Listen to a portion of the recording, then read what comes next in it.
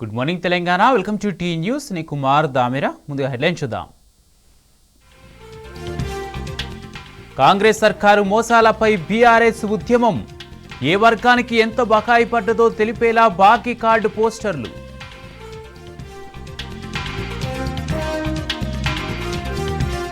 మూసీకి వరద విలయాన్ని సృష్టించిన రేవంత్ సర్కార్. భయపెట్టి బెదిరించి భక్తులను ఖాళీ చేయించే ఎత్తుగడ.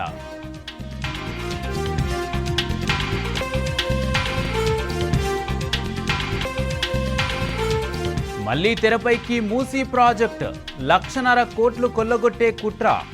దోపిడీ కోసమే ప్రజల్ని నిండా ముంచారన్న కేటీఆర్.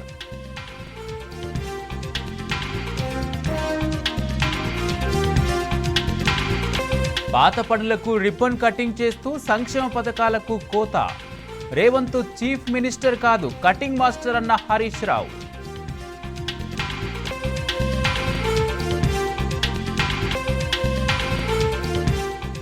ఇరవై 29 నుంచి పార్టీ ఫిరాయింపు ఎమ్మెల్యేల క్రాస్ ఎగ్జామినేషన్. ప్రత్యక్ష విచారణకు రావాలని సభ్యులకు స్పీకర్ ఆదేశం.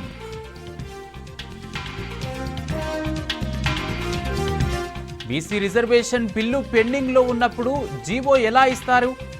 గవర్నర్ తేల్చే వరకు ఆగలేరా అని ప్రభుత్వాన్ని ప్రశ్నించిన హైకోర్టు.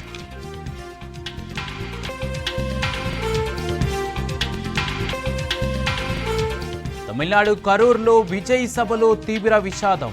తొక్కిసలాటలో 38 మంది మృతి, పలువురికి అస్వస్థత.